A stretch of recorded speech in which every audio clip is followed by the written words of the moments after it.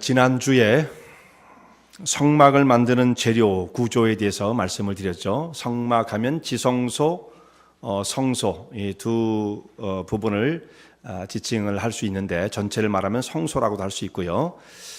그 성소, 지성소를 짓는 재료가 무엇이고 또 규격은 어떻게 되는지, 규조는 어떻게 되는지 말씀을 함께 나눴습니다. 그 성막을 세우고 나면 그 성막이 그냥 한 대에 덩그러니 그것만 있는 것이 아니고 그 성막을 보호하기 위한 울타리를 치게 되어지죠. 성막의 입구는, 성소의 입구는 동쪽에서 들어가게끔 되어 있습니다. 그래서 동쪽에서 서쪽으로 들어가는 이 동쪽 면은 좀 좁고 그건 10규빗이었으니까, 그리고 남북의 면은 30규빗으로 조금 이거보다는 3배 정도 길죠. 그래서 성소, 지성소를 구성하게 되어지는데, 이 울타리를 치게 되어진 것은 남과 북이 좀 더 길게 이 성소의 모양을 따라서 방향을 똑같이 잡고 100규빗이 되어집니다. 100규빗. 그리고 이 동쪽 면이 입구가 되어지는데 그쪽은 50규빗으로 규격이 딱 나와 있어요. 그리고 이제 울타리를 5규빗으로 또 울타리를 치니까 울타리 높이가 상당히 높았습니다. 그렇게 해서 이 울타리를 치고 성소를 구성하게 되어지는데, 이 정도의 규모가 어느 정도에 쌓였을까 우리 머릿속에 잘 안 들어와요. 규빗으로 되니까. 여러분, 규빗이 어느 정도의 그 길인지 아십니까? 이 손에 여기서부터 손을 쭉 폈을 때 이 손가락 끝까지가 규빗이에요. 뭐 사람마다 좀 다르겠죠. 어떤 사람은 좀 길고 어떤 사람은 좀 짧고. 그런데 이스라엘 사람들은 그렇게 규빗을 정했는데 이것이 한 46, 7cm쯤으로 그렇게 생각을 합니다. 그래서 이 규모를 전체를 생각하면 우리가 이렇게 생각하면 돼요. 우리 교회에 이 뒤쪽에 있는 파킹랏이 있잖아요. 이 앞쪽 말고 그 뒤쪽에 유스그룹 들어가는 그쪽 문에서부터 이 파킹랏 전체의 면적이 그 정도 될 것이다 생각하면 대략 여러분이 어림 잡을 수 있을 것 같아요. 그보다는 조금 작은 사이즈죠. 그러니까 그렇게 대단히 큰 규모는 아니다라는 것입니다. 자, 그래서 이 동쪽 문에 나 있는 커튼을 열고, 이 문이 뭐 미닫이 문 이런 것이 아니라 천막처럼 커튼을 쳐져 있었는데 그걸 밀고 그걸 젖히고 들어가면 제일 먼저 이 성막뜰에 있는 두 가지의 성구를 만나게 되어지는데, 그 성구가 제일 첫 번째 나온 것이 번제단이고, 그 두 번째 조금 더 앞으로 가면 물두멍이 나오는데요. 오늘 이 두 가지 번제단과 물두멍에 대해서 말씀을 드리고자 합니다. 그러니까 성막 뜰 안에 있는 성구들이죠. 지난번에는 성소 안에 있는 성구들이었고 오늘은 뜰에 대해서 말씀을 나누도록 하겠습니다. 자, 처음에 들어갔을 때 나오는 것이 번제단인데, 이 번제단은 성구 중에 가장 규모가 큽니다. 다른 것들은 이거보다 다 작아요. 이것은 딱 정사각형으로 만들게 되어지는데, 정사각형 한쪽 면이 5규빗이니까 제일 큰 겁니다. 이렇게까지 큰 거 없었어요. 다 2.5규빗 이 정도가 제일 큰 거였는데 이게 5규빗이에요. 2배가 되죠. 그리고 높이는 3규빗. 그래서 정사각형의 높이는 옆면보다는 조금 짧은 이런 상태로 번제단을 만들게 되어집니다. 이거 구조 역시 조각목으로 만들게 되어지고 그 단을 노스로 싸게 되어 있어요. 여기 불을 붙입니다. 이 번제단은 뭘 하는데 불을 붙이는데요. 그래서 이 불에 견딜 수 있도록 노스를 아마 단단히 싸야만 했을 것입니다. 그리고 이제 거기에 불이 잘 붙게 하기 위해서 이 중간에 높이가 3규빗이라고 했는데 아이들 키 정도 됩니다. 아이들 키 정도, 이게 3규빗 정도 되는데 거기 중간에 그물을 만들어서, 그물이 뭐 종이로 그 천으로 만드는 게 아니고 이 그물 역시 노스로 만드는 거예요. 구멍이 뻥뻥뻥 뚫려 있는 그물을 만들어서 중간쯤에 걸어놔라. 그렇게 다 하는 것은 뭐냐면 이 번제단에서 하는 것은 재물을 태우는 겁니다. 이게 재물이 잘 탈 수 있게끔 하는 구조를 갖고 있는 거예요. 그래서 그 중간에 그물을 걸어 두어라 이렇게 되어 있습니다. 이 밑면과 윗면이 다 뚫려 있는 거예요. 근데 이것을 땅에다 딱 놓으면 정사각형으로 상자형으로 되어 있으니까 땅에 놓으면 공기가 전혀 안 통하겠죠. 그러니까 이것을 어떻게 놓느냐 하면 토단을 쌓아놓고, 흙으로 단을 쌓아놓고 그 위에다가 이 번제단을 올려놓게 됩니다. 그래서 공기가 잘 통할 수 있도록. 그리고 거기다 불을 지피는 거예요. 그냥 엄청난 불을 거기다 태우고 거기에 있는 희생의 제사들이 타게끔 만드는 거죠. 재료는 조각목으로 구조를 만들고 그것을 노수로 쌓아야 되는데, 그래서 이 노수로 쌓기 때문에 이 단을 놋단이라고도 부릅니다. 놋단. 여러 가지 이름이 있어요. 번제단 혹은 그냥 단이라고도 말할 수 있어요. 그리고 놋단, 이렇게 세 가지 용어로 부르게 되는데 한 가지를 말씀하고 있는 것입니다. 여기 이제 재물을 놓고 불로 태우는 것이기 때문에 불에 잘 견딜 수 있어야 돼요. 불이 약해가지고 뭐 다 녹아내린다거나 또 형태가 변형이 되면 안 되겠죠. 그래서 불에 잘 견딜 수 있는 단단한 놋으로 두툼하게 이 조각목을 쌓아야만 했을 것입니다. 불이 재물을 태울 때는 강력한 불이 여기에 태워지게 되고, 재물을 안 태울 때 항상 24시간 재물을 드리는 건 아니에요. 제사를 드리는 건 아니잖아요. 그렇지만 불은 24시간 타야 돼요. 재물을 태울 때는 더 강하게 태울 것이고, 재물을 안 드릴 때에도 불은 타고 있어야 돼요. 아마 좀 약한 불로 불을 유지해야만 합니다. 24시간 불이 붙어 있는 곳이기 때문에 그것을 견딜 수 있을 만큼 강한 재질의 놋으로 만들어야만 했습니다. 그동안에 이 조각목이 가지고 있는 의미에 대해서는 우리가 오래도록 제가 말씀을 여러 번 드렸기 때문에 조각목은 따로 거론하지 않고요, 놋에 대해서 말씀을 드리도록 하겠습니다. 놋이 갖고 있는 의미가 있어요. 먼저 성막을 지을 때에 사용되었던 이 금속 제품들 있죠. 금속. 금이 있고, 금도 뭐 어쨌든 금속 아니겠습니까? 귀금속이죠. 금속. 금이 있고, 그 다음에 은이 나오죠. 그리고 놋이, 이 세 가지가 주로 다 쓰였습니다. 금, 은, 놋. 근데 이 세 가지가 다 의미가 있어요. 금은 한 1톤 정도 들어갔다, 제가 말씀을 드렸었습니다. 은은 3.5톤, 그러니까 한 3, 4톤 들어갔다 생각하면 되는데 3.5톤이에요. 그만큼 들어갔어요. 놋은 2.4톤의 양이 놋이 사용되어집니다. 여기 금과 은과 놋이 의미하는 바가 다 있어요. 금은 가장 찬란한 빛을 내고 또 가장 귀금속에 속한 것이었기 때문에, 지난번에도 말씀드린 것처럼 그 언약궤를 싸고 있는 금이 말씀하고 있는 바는 예수 그리스도의 신성, 하나님 되심을 의미하는 것이다. 그의 거룩과 영광을 의미하는 것이다 라고 말씀을 드렸는데, 금이 이것을 상징하고 있다. 우리가 그렇게 금을 생각할 수가 있습니다. 두 번째, 은은, 이건 좀 독특합니다. 은을 딱 봐가지고 이게 뭘까? 은만 봐가지고는 몰라요. 성경에서 어떻게 이 은이 쓰여지고 있는가를 우리가 생각을 해야 되는데, 은의 의미는 먼저 말씀을 드리면 구속의 의미예요. 구속. 여러분, 구속이 뭔지 아시죠? 구속은 하나님의 은혜로 값주고 우리를 건져내신 속량이라고도 말할 수 있는데, 그걸 구속이라고 말해요. 값을 지르고 구원해냈다. 그것이 구속입니다. 그 근거가 뭐냐면, 은은요, 사용되어졌던 사용처가 어디냐면, 지난주에 말씀드린 것처럼 성막을 지을 때에 이 널판 밑에 들어가는 받침이 은이었죠.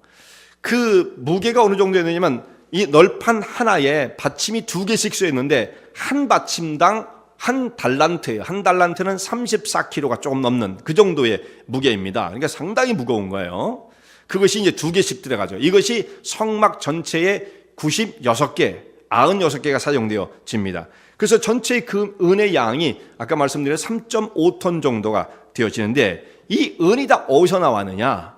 이 은이 이스라엘 백성들이 20세 이상 되어진 남자가 속전을 내야만 했어요. 그것도 한번 말씀드렸죠. 속전을 낸 것, 그것을 다 모으면 이 양이 되어집니다. 자, 그들이 속전을 낸 이유는 뭐예요? 이것이 은은 속죄의 의미, 구속의 의미라고 말씀을 드렸는데, 이 사람들이 애굽에서 나올 때에 하나님께서 6월절 어린 양의 피를 통해서 이스라엘 백성들이 구원을 받게끔 하셨죠. 6월절 어린 양은 앞으로 장차 임하실 예수님의 십자가의 죽으심을 예표하고 있는 모형이었던 거죠. 그래서 하나님께서 이들을 건져내신 것은 핏값을 치르시고 구원해 내셨기 때문에, 우리가 구원을 받은 하나님의 거룩한 백성 되어진 것은 이제 저희는 하나님께서 값을 치르셨으므로 하나님의 것이 되었습니다라고 하는 표를 담아서 그 신앙 고백으로 속전, 나의 목숨의 값을 하나님 앞에 드리는 거예요. 근데 목숨의 값이 얼마냐? 은 반세기래요. 이거 가지고 목숨의 값은 전혀 안 되는 거죠. 그럼 말도 안 되는 겁니다. 상징적으로 이렇게 드리는 거예요. 상징적으로. 은 반세기 양이 얼마만큼 되느냐면 한 6g 정도밖에 안 돼요. 6g. 6g 정도면 그 액수로 따지면은 그것이 노동자의 한 이틀분 내지 3일분 정도의 임금이면 그것을 메꿀 수가 있습니다. 그러니까 누구든지 다 흔은 내야 되는 거예요. 나는 가난하니까 못 내. 그러면 안 돼요. 난 부자니까 많이 내겠어. 속전은 그렇게 안 내요. 뭐 헌금을 다 한다면 모르지만 속절이 값은 다 똑같았어요. 왜냐하면 사람이 목숨 값은 다 똑같기 때문이죠. 부자도 한 생명, 가난해도 한 생명, 잘난 사람도 한 생명. 하나님 앞에서는 모든 생명의 값은 다 똑같은 거예요. 그러니까 하나님 앞에서 우리가 뭐 이렇게 뭐 자기의 모습을 가지고 이렇게 우쭐댈 건 하나도 없어요. 다 모든 사람이 다 똑같습니다. 그래서 인구조사를 1차로 인구조사를 했는데 인구조사에 들었던 남자의 수가 군대에 나갈 만한 사람이 60만 3,550명이었죠. 이 사람들이 6g씩 다 내면 정확하면 5.7g 이 정도 되는데요. 그걸 다 모으면 얼마나 하면 되느냐? 3.45톤 정도가 돼요. 3장 아까 제가 말씀드릴 때 3.5톤이라고 했는데 조금 모자랍니다. 아마 모자란 건 다른 것으로 채웠을지 모르겠는데 거의 99.9%가 속전이 모아진 은의 양이 그 성소에서 했던 양하고 거의 일치한다는 말씀이죠. 그러니까 뭐를 말씀하느냐? 은은 바로 구속을 의미하는 것이다. 은이 상징하고 있는 말은 충분히 우리가 그렇게 연결시킬 수가 있는 거죠. 그리고 이제 놋이 나옵니다. 이 놋은 뭐냐? 이것은 좀 아주 의미가 달라요. 이것은 심판을 의미해요. 놋은 심판을 의미해요. 이것도 그냥 나온 상상이 아니라 성경에서 놋이 어떻게 쓰여졌는지를 이제 추적하는 겁니다. 거기에 여러 가지 말씀들을 우리가 비교해서 결론을 내리면 놋이 상징하는 바가 심판이구나. 이걸 깨닫게 되어지는데요. 이런 적이 있었습니다. 여러분 놋뱀 사건 여러분 기억하시죠? 놋뱀 사건. 이스라엘 백성들이 광야를 나온 다음 이제 애굽을 나와서 광야를 거쳐서 가나안 땅을 향해서 가는데 이 마지막 부분 40년이 다 차갈 때쯤에 어디에 도달하게 되느냐면 이 사해 근처 에돔 지방에 도착하게 되어집니다. 그래서 가나안 땅으로 입성할 때 에돔을 우회해서 에돔 땅을 지나고 싶었지만 그게 허락지 않으므로 싸움을 하지 않기 위해서 에돔을 우회하게 되는데 산악 거친 그 지역이 많았어요. 그래서 그 지역을 지나가다가 이스라엘 백성들이 너무 피곤하고 배고프고 뭐 이게 너무 길이 힘들으니까 불평을 많이 했습니다. 하나님 도대체 우리를 어떻게 여기까지 인도해서 다 사람이 고생하고 먹을 것도 없는데 이렇게 고생을 시킵니까? 사람들이 원망과 불평을 하니까 그때 그 산악 지역에서 나온 불뱀들이 나와가지고 사람을 물기 시작했어요. 그래서 불뱀에 물려서 사람이 죽게 되니까 그때 백성들이 고통 속에 부르짖을 때 모세가 하나님께 기도함으로 하나님께서 모세에게 말씀하시기를 불뱀을 만들어서 장대에 높이 달아라. 그 뱀을 본 자들마다 낫게 될 것이다. 이런 말씀을 하셨습니다. 근데 여러분 불뱀을 만들고 놋으로 만들었어요. 놋으로 만들어서 이제 높이 장대에 달았는데 그 불뱀을 상징적으로 본 사람들이 어떻게 해서 나음을 입을 수 있을까요? 도대체 우리가 이런 성경을 보면서 왜 나았을까? 불뱀이 갖고 있는 어떤 그 모양이 무슨 신비한 능력을 가졌기 때문인가? 이렇게 상상을 하면 그분은 위험한 분이에요. 그런 분들은 위험한 분입니다. 그건 어떤 신앙이냐? 굉장히 미신적으로 모든 것을 판단하는 거예요. 성경, 하나님의 말씀은 절대로 미신적인 것이 없습니다. 불뱀은 사실상 아무런 능력이 없어요. 그런데 왜 그걸 보는 사람들은 나음을 얻게 되었느냐? 불뱀이 갖고 있었던 능력 때문은 아니었습니다. 불뱀이 상징하고 있는 앞으로 장차 이 땅에 오셔서 우리의 죄악을 담당하시고 십자가에서 죽으실 그리스도의 은혜로 말미암아 우리가 나음을 입는 것이지 불뱀 자체, 놋뱀 어떻게 만들었길래 그것이 무슨 효력을 갖다 준 것은 아니었다라는 말씀이죠. 예수님께서 그 불뱀, 놋뱀과 예수님을 일치시키지 않습니까? 요한복음 3장에 있는 말씀 보면 모세가 광야에서 놋뱀을 높이 든 것처럼 장대에 든 것처럼 인자도 들리할 것이다 라는 말씀을 하시죠. 그래서 놋뱀의 사건과 예수님을 일치시켜요. 그것은 예수님께서 십자가 달려 돌아가실 그 고난을 의미하고 있는 거죠. 세상에 있는 죄를 담당하시고 심판을 받으실 예수님의 모습, 심판의 의미가 있다라는 것입니다. 놋뱀의 그 모습, 놋의 모습은 심판의 의미가 있다 이거죠. 자, 그 뒤에 신명기 28장에 있는 말씀은 여기도 또 이런 말씀이 있습니다. 너희의 하늘은 놋이 될 것이다. 좀 이상한 말씀이에요. 28장 23절 말씀인데요. 너희의 하늘은 놋이 될 것이다. 이게 왜 이런 말씀이 나오느냐면 신명기 28장 앞부분에 보면 축복에 대한 말씀이 쭉 나옵니다. 이렇게 하면 너희가 축복을 받을 것이다. 네 떡방죽 그릇이 축복을 받을 것이다. 이런 말씀이 쭉 나오고 그 뒷부분에 가면 저주가 쭉 나와요. 너희가 하나님을 모른다 하고 하나님을 섬기지 않게 되어지면 이와 같은 저주가 너희 땅에 임하게 될 것인데 그 저주의 모습이 어떤 모습이냐? 하늘은 놋이 될 것이요. 이 심판의 모습이죠. 그러니까 이 놋이 상징하는 바가 심판과 저주의 모습이 담겨 있다라는 것입니다. 또 반대의 경우도 있어요. 이사야서 60장에 있는 말씀 보면 그때는 이렇게 말씀하십니다. 금이 놋을 대신할 것이요. 이런 말씀이 나요. 그때는 무슨 말씀이냐면 이사야서 60장 회복의 역사를 말씀하실 때예요. 일어나라 빛을 발하라 이는 내 빛이 이뤘다. 그런 말씀하시잖아요. 그러니까 하나님의 통치와 영광이 이 땅에 임하게 되어지고 하나님의 통치가 이루어질 때 그때는 어떻게 됩니까? 금으로 놋을 대신할 것이요. 곧 저주와 심판은 이제 물러가고 그것은 끝이 나고 하나님의 임재하신 신성이로 표현되어지는 금이 될 것이다. 놋은 사라지고 금이 될 것이다. 이런 말씀들을 종합하면 놋이 심판을 의미한다는 것을 깨닫게 되어집니다. 그런데 이 번제단은 놋으로 쌌다고 그랬죠. 그래서 놋단이라고 말을 했습니다. 그런데 거기에 놋만 있는 게 아니라 뭐가 있습니까? 불이 있잖아요. 불. 이게 한 가지 더 의미를 추가시켜 주는 거예요. 더 분명하게 말씀해 주고 있는 거죠. 불은 뭐를 의미합니까? 불도 심판이잖아요. 심판. 불이 심판. 불로써 유황의 불로 소돔과 고모라가 태워지고 지옥불처럼 이 불이라는 것은 뭔가를 태우는 심판의 의미를 갖고 있다는 말씀이에요. 놋과 불이 같이 있으므로 이 놋단, 이 번제단은 죄가 심판을 당하고 태워지는 아주 참혹한 모습을 사실상 말씀하고 있는 것입니다. 그것을 상징적으로 보여주고 있는 거예요.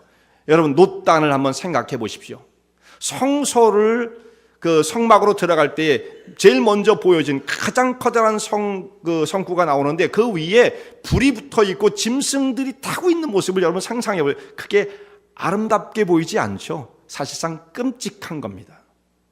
그런데 하나님께서는 그 안에 그런 상징의 도구를 두라고 말씀하셨어요.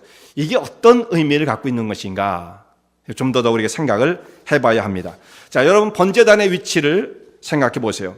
제일 먼저 들어왔을 때 눈에 들어오는 것이 번제단, 가장 큰 성구라고 말씀을 드렸습니다. 이 위치가 대단히 중요해요.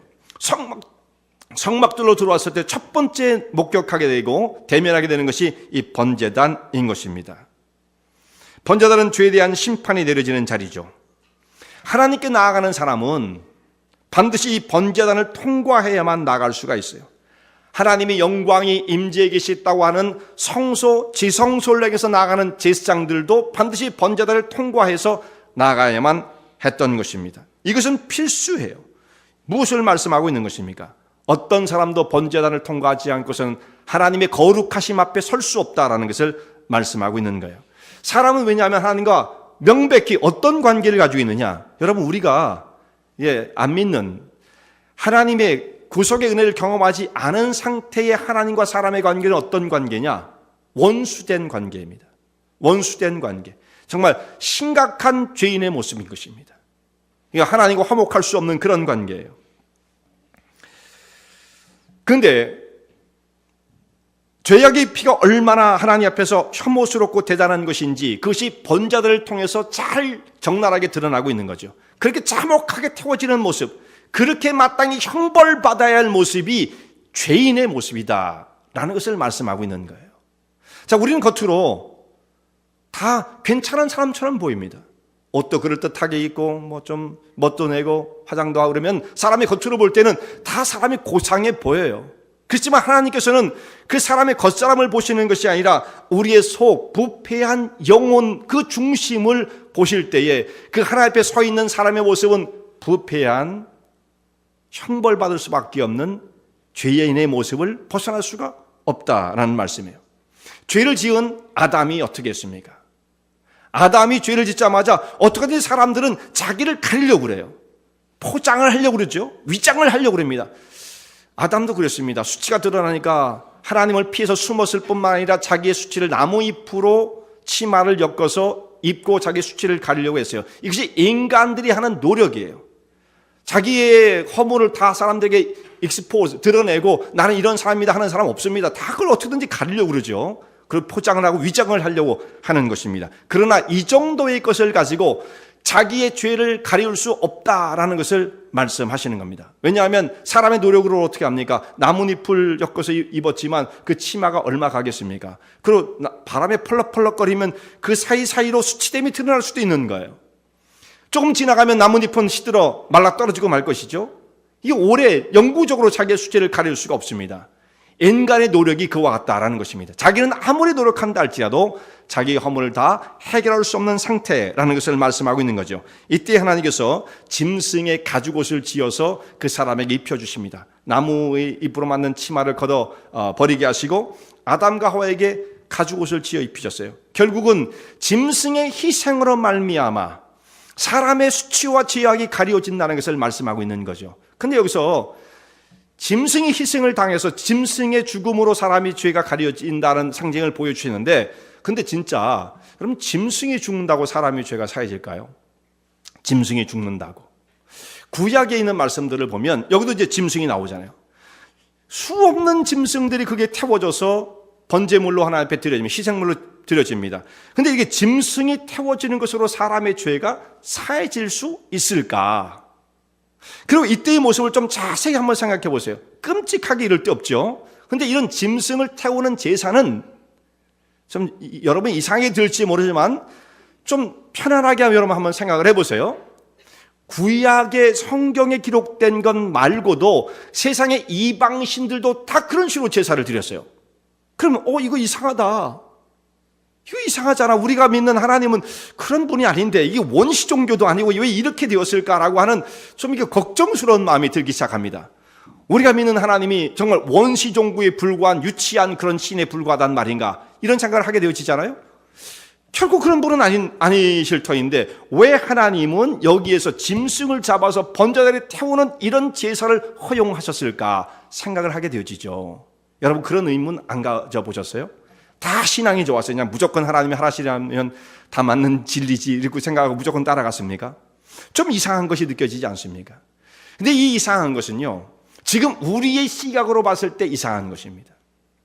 과거에 지금부터 한 3,500년 전에 살았던 그 사람들의 세계관 속에서는 이것 이상의 다른 것을 설명해 줄 수 없는 상태였다는 것입니다.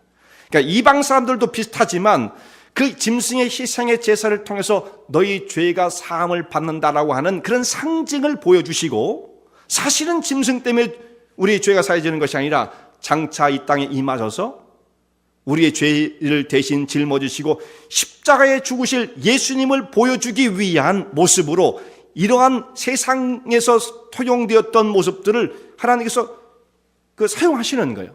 그래야만 그 사람들이 굉장히 리얼하게 저렇게 죄가 사해지는구나 이렇게 생각을 하게 되어지는데, 실제로는 짐승 때문에 사해지는 것이 아니라 그 짐승의 제사가 표현하고 있는 장차 오실 예수님을 통해서 죄가 사함을 받는다라는 것을 말씀하고 있는 것입니다.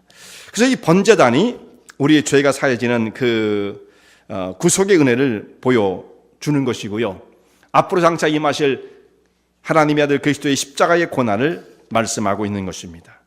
하나님의 거룩한 아들이 이 땅에 오셔서 멸시와 천대를 받으시고 핍박을 받으시고 마지막에 가장 극악한 죄악을 저지른 사람들이 가장 잔인한 방법으로 처형을 당하는 십자가 위에 처형을 당하셔서 피 흘려 죽으십니다. 이 십자가의 형벌이 얼마나 잔인한지 그냥 순간에 숨이 끊어진다고 하면 얼마나 좋겠어요. 그런 방법도 얼마든지 있는데 그렇게 죽이지 않고 최대한 죽음을 지연시키고 최대한의 또한 고통을 주며 그것만이 아니고 수치와 멸시를 담아 죽이는 것이 이 십자가의 형벌이었던 거죠.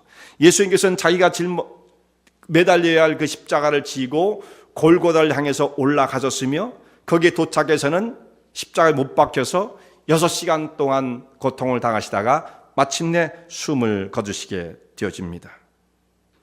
예수님의 죽음은 속죄의 죽음, 이 죽음을 통해서 우리의 모든 죄악이 다 씻겨지게 되었습니다. 그리고 용서를 받게 되어지는 거예요. 자, 주님께서 짊어지신 그 십자가는 사실 우리가 짊어져야 할 십자가였고, 주님께서 죽으신 그 모습은 우리의 죄악이 얼마나 처참했던 건가를 말씀해 주고 있는 거예요. 자, 이 모습을 보면 끔찍하잖아요. 번제단, 야 끔찍하다. 어떻게 그런 일들을 했을까 생각할 수 있지 않습니까? 예수님의 십자가, 야 끔찍하다. 어떻게 예수님이 하나님의 아들이 거기 와서 그런 처참한 형벌을 당하시며 고통을 당하시고 숨을 거두셔야 했다는 말씀인가? 곧 그것은 우리의 죄악의 깊이가 얼마나 혐오스러운 것이었던가, 그것을 말씀해 주고 있는 것입니다. 죄와 사망으로 하나님과 원수되었던 자리에 떨어졌던 저희들을 십자가의 은혜로 말미암아 구속해 내신 거예요. 그러므로 누구든지 예수님의 십자가를 의미하는 이 번제단을 통과하지 않으면 하나님께 나아갈 수 없는 것입니다. 번제단을 통해서, 그 십자가의 은혜를 통해서 하나님의 보좌 앞을 향해서 나아가게 되어집니다. 이 번제를 드릴 때에는 굉장한 나무가 많이 필요했어요. 번제 그 고기들을 다 태워야 되니까, 여러분 소 한 마리를 잡았다고 생각해 보세요. 그 고기를 다 태우는 거예요. 그럼 얼마나 이 장장, 이 나무가 많이 필요했겠으며 화력이 얼마나 강력했겠어요. 번제를 드리지 않을 때에도 그 번제단은 불이 꺼져서는 안 됩니다. 항상 불이 타고 있어야 돼요. 같은 양은 아니었겠지만 말이죠. 불은 꺼지면 안 됩니다. 제단의 불은 항상 타고 있어야 돼요. 왜 그러냐면 이건 24시간이에요. 이것은 뭐냐면, 무엇을 의미하냐면 하나님 앞에 구속을 받는, 용서를 받는 일은 항상 레디가 되어 있어야 돼요. 준비가 안 돼 있어, 조금만 기다려봐, 이거 안 돼요. 너무도 긴급하고 너무도 중대한 문제이기 때문에 이것은 항상 레디가 되어 있어야 돼요.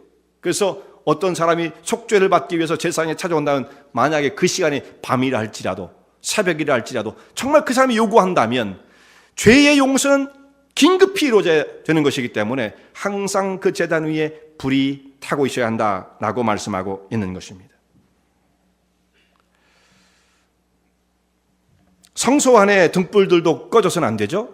등대, 성소 안에 있는 떡상 건너편에 있는 등불이 꺼져서는 안 되고, 복음의 빛이 항상 이 세상의 어둠을 비춰내야 했던 것처럼 복음의 빛을 비추기 위한 성도들의 심령 속에도 이 불이 그냥 나오나요? 이 심령 속에 그 불이 붙어 있어야 세상을 향해서 하나님의 빛이라고 하는 그 빛을 나타낼 수 있지 않겠습니까? 그러므로 우리 심령 속에 이 불, 그 제단을 상징하는 바는 우리의 심령, 영혼 속에 불이 꺼져서는 안 된다는 것을 말씀하고 있는 것입니다. 하나님의 말씀을 전파하고 복음의 빛을 드러내야 할 사역자들, 목사들만 그래요? 목사들은 당연히 그러겠죠? 마찬가지, 모든 성도들도 마찬가지입니다. 그 심령 속에 이 뜨거운 하나님의 은혜의 불이 꺼져서는 안 된다라는 것을 말씀하시는 거예요. 이 불이 꺼져버리면 정말 신앙생활은 그냥 엠티가 되는 거예요. 너무 힘든 거예요. 이 심령 속에 불이 있으면 그런 사람이야 뭐라고 누가 뭐라고 하지 않아도 심령 속에 불이 있으니 그 뜨거움을 가지고 하나님을 섬기는 일들이 수월하게 저절로 자발적으로 자원하는 마음으로 되어지겠지만, 불이 없으니 이 속에 냉동고가 돼가지고 영혼 속에 냉랭하고 싸늘하니 이걸 가지고 어떻게 하나님을 섬길 수가 있겠습니까? 내 심령 속에 불이 있는가? 여러분, 불이 24시간 타야 되는데 불이 한 번 붙으면 끝까지 가느냐? 그렇지가 않아요. 불은 관리자가 관리를 안 하면 불은 꺼집니다. 항상 그런 거예요. 관리를 해줘야 돼요. 불이 저절로 붙어요? 여러분, 신앙생활이 저절로 됩니까? 제사장이 그 등불도 꺼트려서는 안 되고, 이건 제사장 생명 끝난 겁니다. 등불이 꺼지면. 제단의 불이 꺼져서는 안 돼요. 제단의 불을 꺼트렸다? 제사장 생명 끝난 거예요. 그러면 제사장들만 하면 되지 뭐 우리가 무슨 상관이야, 그렇게 생각하시면 안 돼요. 오늘 우리는 왕 같은 제사장으로 주의 백성들이 정말 이 두 가지 불을 잘 유지시킬 수 있어야 돼요. 근데 그게 저절로 되느냐? 안 돼요. 교회를 떠나서 안 돼요. 무교회주의자 절대 불이 없어요. 절대 불이 없습니다. 같이 모여서 하려고 해도 불이 탈까 말까인데, 심령이 냉동고로 변하고 있는 이 시국에 말이죠. 그래서 이 불을 유지하기 위해서 오늘도 내 심령이 냉랭하면 정말 십자가의 그 앞에 나아가고 번제단 앞에 나아가 그 영혼 속에 하나님이 붙여주신 불을 다시금 점검해야 된다는 말씀이에요. 그럴 때 우리가 세상을 수월하게 이길 수가 있어요. 죄악이 닥쳐올 때 수월하게 이길 수 있어요. 대적할 수가 있어요. 싸울 수가 있어요. 지금은 죄악이 오면 화해를 하죠. 화해. 잘 지내보자 이러잖아요. 그런데 죄악이 오면 성도는 어떻게 돼요? 싸워야 돼요. against 싸워야 되는 겁니다. 그런데도 뭐 죄가 와도 뭐 죄들이 다 친구가 되어버리면, 그러면 심령 속에 불이 꺼진 상태가 되어지는 것입니다. 자, 번제단이 말씀하시는 바가 곧 그리스도의 십자가의 은혜를 말씀하고 있는 거죠. 그 다음에 이 번제단을 지나면 물두멍을 향해서 가게 되어집니다. 그 다음에 있는 것이 이 물두멍인데, 이 물두멍은 참 독특합니다. 물두멍은 우리가 읽었던 27장에 나오지 않고 조금 더 뒤로 가면 30장에 물두멍을 만들라라고 하는 말씀이 나오는데, 여기 읽어보면 여러분 나중에 참고적으로 한번 읽어보시기 바랍니다. 물두멍을 만들라고 하는데 이 물두멍은 규격이 안 나와 있어요. 얼마 크기로, 모든 걸 다 규격이 정해 있었잖아요. 딱 재료만 말씀해 주십니다. 노수로 만들어라 이렇게 말씀하시는데, 얼마 크기야, 얼마, 이거 안 나와 있어요. 좀 이게 특별하죠. 그래서 여기에도 왜 그 크기를 말씀하지 않으시고 왜 재료만 말씀하셨을까라고 하는 의문이 듭니다. 그래서 이런 것들을 제가 다 말씀을 드릴 수 있지만, 여러분들이 성경을 그렇게 막 다 주가 떠넘겨 입에다 넣어주는 것으로만 생각하지 말고, 거기까지 말씀을 드렸으면 좀 이렇게 묵상을 해보세요. 왜 하나님께서 재료만 말씀하시고 규격을 말씀하지 않으셨을까? 모양도 다른 건 다 모양이 있어요. 모양도 말씀하지 않으셨어요. 왜 그러셨을까? 한번 여러분들이 깊이 하나님 말씀을 묵상해 보실 수 있기를 바랍니다. 좀 뭐 틀리더라도 상관없어요. 이렇게 한번 그 뜻은 무엇일까? 이게 얼마 정도의 크기로 지으라는 말씀이 없는데, 나중에 결국은 뭐 사이즈는 정해졌겠죠. 사이즈가 어떻게 정해지느냐? 이 재료가 놋이었어요. 놋. 근데 이 놋을 어디서 얻게 되느냐면, 출애굽기 38장에 가면 그 놋을 구하는 그 소스가 나옵니다. 이 놋은 어디부터 구하게 되냐면 회막에서 수종을 드는 여인들이 쓰는 거울, 그때 당시에 그런 놋거울이거든요. 지금 같은 뭐 이런 거울이 아니에요. 놋을 꽉 비벼가지고 광을 내가지고 반짝반짝한 다음에 이게 얼굴을 비춰보는 그런 놋거울을 썼는데, 수종 드는 여인들의 놋거울을 걷어다가 그것을 수거해다가 이 물두멍을 만들라 이렇게 말씀을 하셨어요. 그러니까 그 사람들이 갖고 온 정도의 양으로 물두멍의 사이즈가 정해졌겠죠. 이해할 수 있지 않습니까? 물두멍이 하는 그 기능은 뭐냐면, 의미는 뭐냐면, 제사장들이 성소에 들어가기 전에, 물두멍이 성소 바로 앞에 있어요. 번제단을 지나서 좀 공간이 있고 그다음에 물두멍이 나옵니다. 그리고 이걸 지나가면 이제 성소로 들어가게끔 되어지는데, 성소로 들어가기 전에 제사장들은 반드시 여기서 손과 발을 씻어야만 했습니다. 제사장들이, 이것도 울타리가 쳐져 있는 하나님 앞에 거룩한 제사를 드리는 가운데에 그런 일들을 하다가, 거룩한 일을 하다가 물두멍 앞에 와서 반드시 손과 발을 씻고 성소로 들어가야만 했던 거예요. 왜 그렇습니까? 제사장들이 하고 있는 일은 좀 거룩한, 하나님께서 받으실 만한 제사를 드리고 있는 중임에도 불구하고 그 일을 하는 가운데 짐승의 피가 튄다든지 땅바닥에 있는 먼지들이 붙는다든지 이렇게 될 수 있죠. 제사장이 지금 가장 거룩한 일, 하나님이 받으시는 일을 하면서도 불구하고 그의 손과 발은 먼지로, 얼룩으로 더럽혀질 수가 있다는 것을 말씀해요. 아무리 사람이 거룩한 일을 한다 할지라도 그 일, 거룩한 일을 하는 것 때문에 사람이 저절로 깨끗해지진 않아요. 이게 무슨 말씀입니까? 목사가 설교를 하고, 목사를 예를 든다면, 그러니까 저분들은 거룩하겠지? 설교한다고 거룩해지는 줄 아세요, 여러분? 안 돼요. 관계없어요. 반드시 그 사람은 손과 발을 거기서 씻어야만 되는 거예요. 어떤 그 사람이 무슨 기능, 펑션을 한다고 그래가지고 그것 때문에 사람이 저절로 거룩해지는 것은 아닙니다. 하나님께서 보시는 그 거룩은 좀 더 독특한 의미를 갖고 있어요. 성가대원들은 저절로 거룩해지지 않습니다. 주의자, 반주자, 지명해서 뭐하지만 저절로 거룩해지지 않습니다. 목사도 마찬가지고. 나는 장로이기 때문에 그렇다고 저절로 거룩해지지 않아요. 반드시 이 물두멍에 와서 손과 발을 씻고 성소로 들어가야 된다. 여기 발에 뭐 여러 가지 먼지를 붙이고 여기 걸어다니는 그걸 짚고 다녔던 그걸 그대로 이끌고 성소 거룩한 자리에 들어가서 분향단 앞에서 기도하고 향불을 피울 수 없다. 등불을 간검할 수가 없고 여기 주어진 떡을 관리할 수가 없다. 반드시 손과 발을 씻어야 된다라고 말씀하고 있습니다. 그렇지 않으면 어떻게 되느냐? 출애굽기 30장 21절의 말씀은 이렇게 되어 있어요. 이와 같이 그들이 그 수족, 손이죠, 손과 발을 씻어 죽기를 면할지니 이는 그와 그 자손이 대대로 영원히 지킬 규례니라. 손과 발을 안 씻으면 죽는다 그랬어요. 죽는다. 대단한 거 아니겠습니까? 손과 발 한 번 안 씻은 걸 가지고 하나님 앞에서는 죽을 죄라고까지 말씀을 하세요. 근데 지금은 여러분, 우리가 어떤 존재입니까? 왕 같은 제사장이에요. 왕 같은 제사장. 그래서 우리도 하나님 앞에 나갈 때 반드시 손과 발을 씻고 나가야 되는 거예요. 거기로 나갈 때 제일 먼저 나오는 것이 번제단이에요. 그리고 다음에 거쳐가는 것이 물두멍을 거쳐서 하나님 앞에 나가게 되어집니다. 번제단을 통해서는 어떤 우리가 영적인 경험을 하게 되어집니까? 여기서는 죄와 사망으로 죽었던 저희들, 허물로 죽었던 저희들, 그리고 하나님과 원수되었던 그 근본적 관계를 예수님의 십자가의 처참한 형벌, 그의 죽으심을 통해서 우리가 사함을 얻고 하나님의 거룩한 백성 되어지는 구속을 체험하는 자리가 이 번제단이에요. 십자가의 은혜를 체험하는 자리. 그럼 여러분, 이거로는 다 됐잖아요. 십자가의 은혜로 오면 모든 게 다 통할 수 있지 않겠습니까? 충분하지 않겠습니까? 그런데 또 뭐가 남았느냐면 그 본인이 개인적으로 일상생활 속에 짓고 있는 여러 가지 티끌들과 더러운 것들을 하나님 앞에 씻어야만 하는 회개, 자복하며 회개해야 하는 그 단계가 반드시 필요하다는 말씀이에요. 손과 발을 씻어야 돼요. 이거 없이 그냥 들어가면 안 된다라는 말씀이죠. 근데 손과 발을 씻을 때 물두멍에 딱 도착을 했을 때 제사장이 이제 성소로 들어가기 위해서 물두멍을 통과할 때 손발을 씻잖아요. 근데 그 물두멍이 뭐로 만들어졌다고 그랬어요?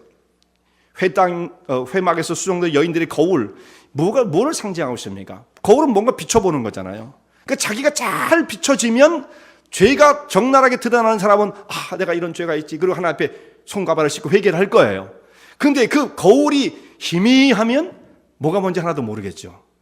그러니까 어떤 사람들은요, 죄악에 대해서 민감한 사람이 있는가 하면 뭐가 문제인데 뭐가 문제 이렇게 하는 사람이 있는 거죠. 죄에 대해서 무감각한 사람들은 왜 그런 겁니까? 거울이 불량하기 때문이에요. 자기가 안 보여요. 자기를 바르게 성찰할 수 있어야 되는데, 나를 들여다볼 수 있어야 되는데 뭐에 통해서 자기를 볼 수가 있는 거예요. 여기서는 우리가 이렇게 생각할 수가 있습니다. 하나님의 진리의 말씀만이 완벽한 거울이 되어지는 거죠. 하나님 말씀에 비추었을 때 자기가 그 속에서 어떤 모습인지를 발견하게 되어집니다. 그런데 말씀이 뿌연 사람들, 말씀이 없는 사람은 어떻게 돼요? 말씀이 없으면 나만 그런가? 다른 사람 다 똑같아요. 문제가 없다고 생각합니다. 그런데 말씀의 거울이 정말 선명하게 번쩍번쩍 광이 나는 사람들 말이죠. 잘 보이는 사람들은 자기의 적나라한 모습을 보게 되어지는 거예요. 그러니까 주님 앞에 회개를 하는 겁니다. 그렇기 때문에. 그러니까 이 말씀이 똑같아요. 사람이 알면 알수록 어떻게 돼요? 머리를 숙이게끔 되어 있어요. 그리고 사실상 문제가 난 참 많구나. 그런 겁니다. 고개를 들 수가 없어요. 그래서 자꾸 고개를 숙이는 거예요. 알면 알수록. 근데 모르면 어떠다고요? 용감한 겁니다. 모르면 용감한 거예요. 뭐가 문제인데. 모르면 담대해요, 사람들이. 아무 문제가 없다고 생각하는 거죠. 그리고 뭐 더 나아가서는 이렇게까지 얘기해요. 나만 문제인가? 이런 얘기들은 참 나쁜 이야기들입니다. 하나님 앞에 자기를 성찰할 줄 모르고 다른 사람만 탓만 하고 주변의 환경만 탓을 하고 이런 사람들은 영원히 결코 변할 수가 없는 거예요. 만약 이런 사람들은 손과 발을 전혀 씻지 않고 성소로 진입하려고 하는, 그야말로 예수님 뭐라고 하십니까? 강도요, 절도예요. 이런 사람들은 문으로 들어가야 되는데, 문을 통과할 때는 그 단계를 다 밟아야 되는데 필요 없어. 담 넘어 들어가는 거 마찬가지예요. 강도요, 절도인 것입니다. 하나님 앞에서 큰일 나는 일이죠. 구약시대는 그렇게 했을 때 그 사람은 죽음을 의미했어요. 손발을 씻어라. 그래서 죽음을 면하라. 이것은 너희가 대대로 지켜야 할 영원한 규례다. 그것은 제사장들만 지킨 그 당시의 사람이 아니라 오늘 우리들에게도 적용되어지는 말씀이죠. 그러니까 다시금 결론에 우리가 도달하게 되어집니다. 성도들이 제일 잘해야 되는 것이 무엇이냐? 그렇죠. 십자가를 단단히 붙잡고 회개하는 것을 잘해야 돼요. 회개하는 것. 이 회개가 없으면 다른 건 아무런 소용이 없어요. 회개가 안 하니까 영혼이 변하진 않아요. 회개를 안 하니까 하나님의 은혜를 몰라요. 영혼이 살아나질 않는 거예요. 물두멍을 통과하면서 자기의 손과 발에 맨 남 탓하잖아요. 사람들이요. 정치판을 보면 맨 남 탓하고 너 때문에 그랬잖아. 그리고 뭐 맨 소리가 그런 거 아닙니까? 자기를 하나님 앞에서 들여다보고 자기의 손과 발을 물두멍에서 씻는데 그것이 보여지는 것은 거울이 선명해야 된다. 참 하나님 말씀이 너무도 놀라운 것이죠. 제가 재료에 대해서는 말씀을 드렸지만 크기에 대해서 말씀을 안 드렸는데 그런 것도 여러분 한번 묵상을 통해서 생각해 보시기를 바랍니다. 여러분 이 시간 심령을 한번 깊이 들여다보실 수 있기를 바랍니다. 영혼 우리의 심령 속에 정말 성령의 뜨거운 불이 붙고 있는가? 내 심령 속에 정말 그런 불이 있는가? 욕심만 있나? 세상적인 욕망만 있나? 인간적인 탐욕만 있나? 이기심만 있는가? 정말 내 심령 속엔 어떤 불이 타고 있는가? 이 세상의 파도에 이리저리 휘말리면서 때로는 하나님 앞에서 그 전에 간직했던 심령의 불이 꺼질 수가 있어요. 그러면 계속 그대로 가면 안 돼요. 그 모습 가지고는 결코 세상을 이길 수 없어요. 세상과 친하게 지낼지는 모르지만 하나님의 사람하고 세상을 대적하고 이길 수 있는 힘은 전혀 발휘할 수가 없는 것입니다. 이런 사람들은 다시 번제단으로 나오는 거예요. 번제단으로 십자가에 흘리신 그리스도의 보혈, 그 십자가의 은혜를 다시금 든든히 붙잡는 것입니다.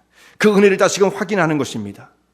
저 처참한 모습이 원래는 내가 저 자리에 서야 할 터였는데 하나님의 아들이 나를 대신하여 저 은혜를 흘려 은혜를 부어주셨구나.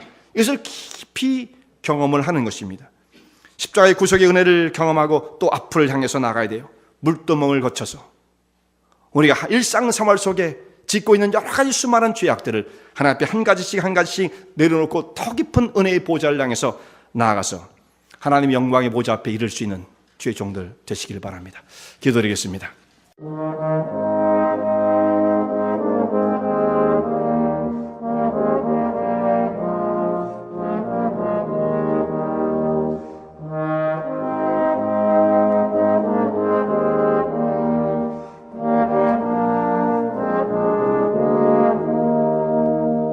이 설교 말씀을 듣고 신앙 상담을 원하시는 분들은 847-962-4412번으로 전화 주시기 바라며 은혜와 진리 장로교회는 230 US 하이웨이 45번 인디언 크릭 일리노이 60061에 위치하고 있습니다. 주일 1부 예배가 아침 8시, 2부 예배가 11시에 있으며 새벽 기도가 매주 화요일부터 토요일까지 오전 6시에 있습니다.